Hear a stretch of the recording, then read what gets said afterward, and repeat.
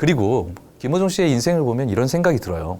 이 유교의 시초라고 볼 수 있는 공자님이요. 15살 때 배움의 뜻을 품고 배울 수 있는 모든 사람들을 만나면서 스승을 삼았다고 해요.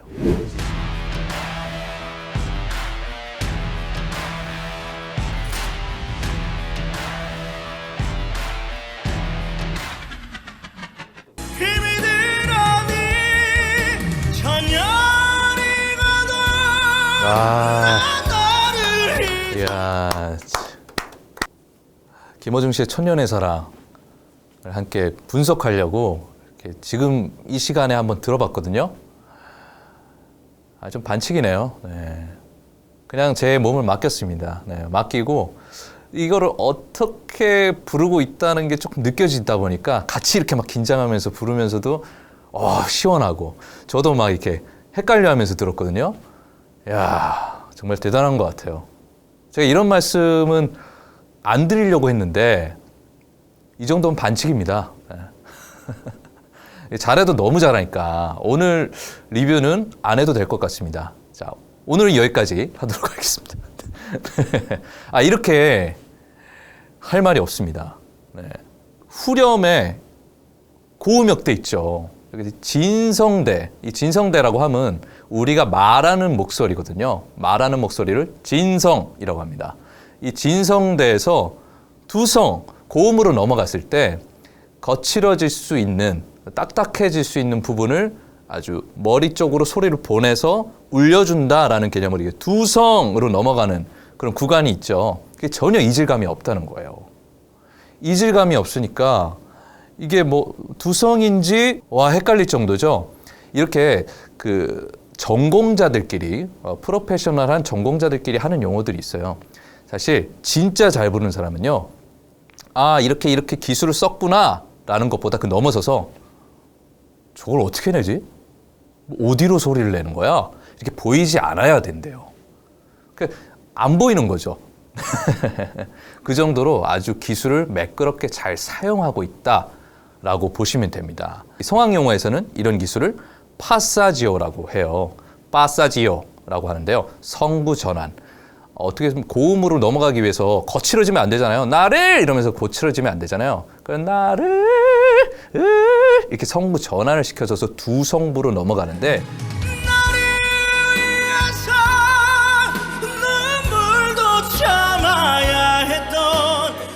이것들을 아주 매끄럽게 잘 넘어가는 기술을 이 벨칸토 기술에서는 쓰고 있습니다. 이런 음악적인 용어가 나와서 여러분들이 좀 어려울 수 있을 것 같습니다. 그래서 한번 제가 쉽게요. 비유를 한번 해보도록 하겠습니다. 자동차 있잖아요. 여러분들 운전을 많이 하실 거라는 생각이 듭니다.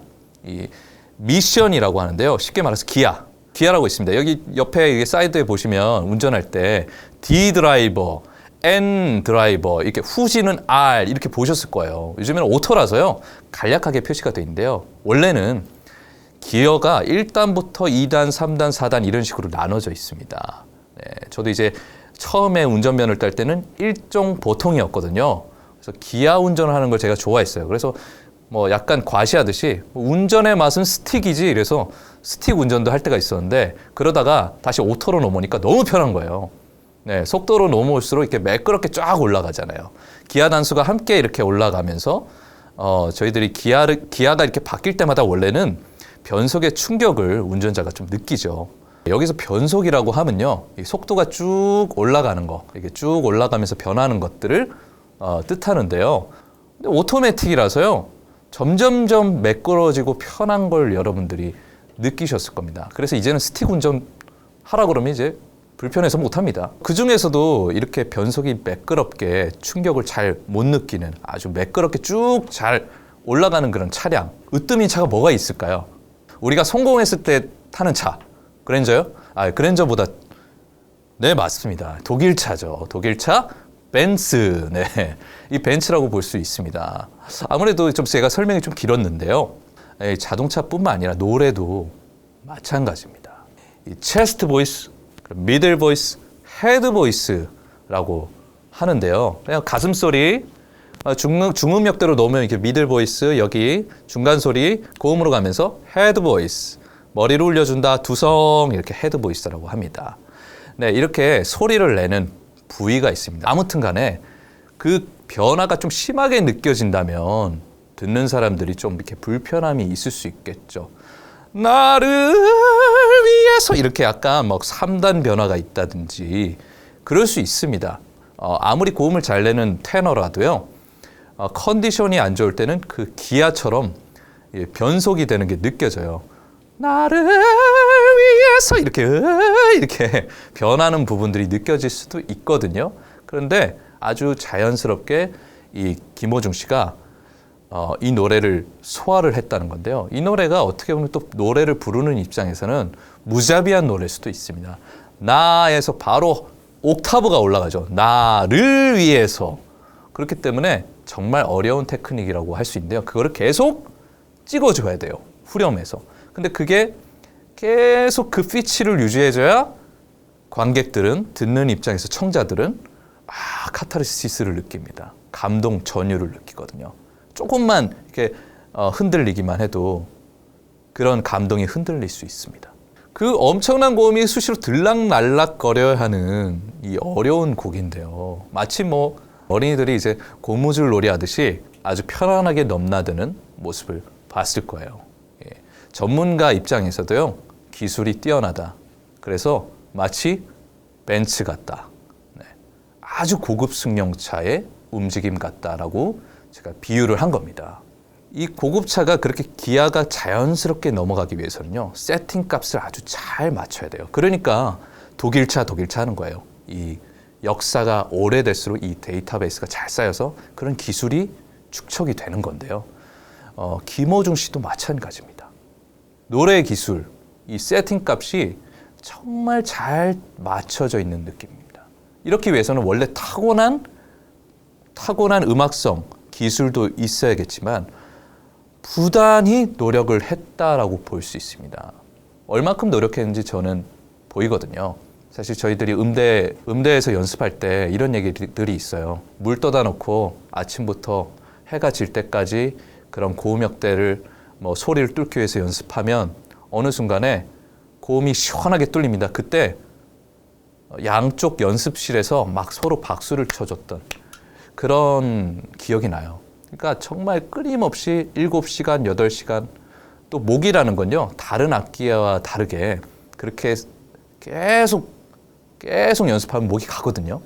우리 목은 몸이기 때문에 성대는 그냥 갈 수밖에 없어요. 그래서 되게 지혜롭게 연습을 해야 됩니다. 그렇게 해서 어떻게 이 소리가 훈련이 되어지는지 아니까요. 그리고 훌륭한 테너를 기르기 위해서 20여 년 이상의 소리 훈련이 필요하다는 걸 알고 있기 때문에 이게 얼마나 참 오랜 노력 끝에 만들어진 그런 소리인지 느껴지기 때문에 충분히 공감을 하는 것입니다. 선수입니다. 선수 중에서도 국가대표급 선수입니다. 다들 아시겠지만요. 제가 트로트 유튜브를 시작한 지가 한 2달 채 안 돼요. 대한민국 트로트 열풍이 들썩일 때 이때 왜 내가 이걸 몰랐을까? 왜 관심을 가지지 못했을까? 이런 후회가 앞섭니다. 저는 그때 제자들을 육성하는 이제 성악과 뮤지컬과 교수였기 때문에 학생들을 가르치느라 이 방송을 볼 틈이 없었어요. 그 중간중간에 또 공연도 했어야 됐고요. 근데 요즘에 최근 들어서 이제 보기 시작했는데 제가 이게 무관심이었다는 게 미안할 정도가 됩니다. 여러분들 이렇게 댓글에 이런 말씀들이 있으시더라고요. 이런 방송도 못 보셨냐? 이 방송 못 보셨냐? 이렇게 말씀하시는데 네, 죄송합니다. 못 본 방송들 너무나 많습니다. 그래서 이제서야 제가 또 보고 몇 번씩 보고 이제 분석을 3-4차례 이상 보컬 분석을 좀 해보고 있는 거거든요. 좀 자주 해보고 있죠. 몇 차례 이렇게 해보고 있는데요. 이번 무대는 또 다른 매력을 보여주는구나라는 게 느껴졌습니다. 대체 언제까지 김호중 씨가 우리를 놀라게 해주실지 정말 기대가 되거든요. 네. 그리고 김호중 씨의 인생을 보면 이런 생각이 들어요. 이 유교의 시초라고 볼 수 있는 공자님이요. 15살 때 배움의 뜻을 품고 배울 수 있는 모든 사람들을 만나면서 스승을 삼았다고 해요. 지식을 쌓고요. 이제 30세가 되고 나서 한 인간으로 우뚝 서게 되면서 이 노나라의 가장 박식한 사람이 되었죠. 김호중 씨는 불우한 시절에 이 방황하던 시절에 정말 훌륭한 특별한 스승을 만났습니다. 영화 파바로티를 보시면 더욱더 여러분들이 이해가 가실 겁니다. 이 성악이라는 장르에만 스스로를 가둬주지 않고요.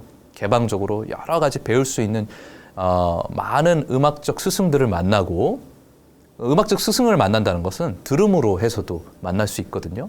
봄으로 해서도 만날 수 있고요. 그래서 배우려는 자세, 그게 가장 중요했었던 것 같아요. 배우려는 그 마음이 있었던 가수였기 때문에 지금의 이런 기술을 터득한 것이 아닌가 이런 생각을 하게 됩니다. 그래서 마치 공자처럼 미스터 트롯을 만나서 30세에 우뚝 선 것 같다는 생각이 듭니다. 이 스승 얘기를 하니까 저도 옛 저를 가르쳐 주신 스승님이 생각납니다. 저도 그렇게 저희 집안 형편이 클래식을 연마하시는 분들은 좀 어렸을 때부터 좀 유복할 것이다라는 생각을 하시는 분들도 많으신데요. 저도 이렇게 그렇게 집안이 많이 넉넉치는 않았습니다. 가끔씩은 저희 부모님이 레슨할 비용이 없으니까 조금 쉬어라.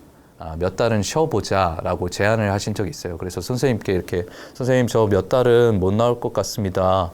다음에 마련이 되면 가겠습니다라고 했을 때 그냥 와 임마 이렇게 얘기해 주신 선생님이 기억이 나요. 그래서 가서 레슨을 그냥 무료로 받았었을 때가 생각나거든요.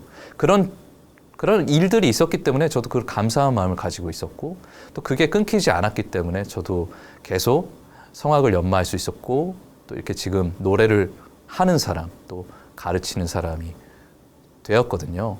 그래서 어떤 그런 훌륭한 스승이 있었기 때문에 또 가능한 일들이 있습니다. 그리고 또 그 와중에 내가 자만하지 않고 내가 잘났으니까 또 내가 콩쿨에서 대회에서 그냥 1등 해버리니까 내가 여기서는 제일 잘하니까 라는 그런 말들은 또 더 잘하시는 분들, 더 프로페셔널 하시는 분들을 만나면 완전 겸손해질 수밖에 없거든요, 이 세계는. 네. 그런데 항상 겸허한 마음으로 배우려는 마음으로 이렇게 다가갔던 것 같아요. 그래서요, 저도 김호중 씨의 마음을 깊이 이해할 수 있을 것 같습니다.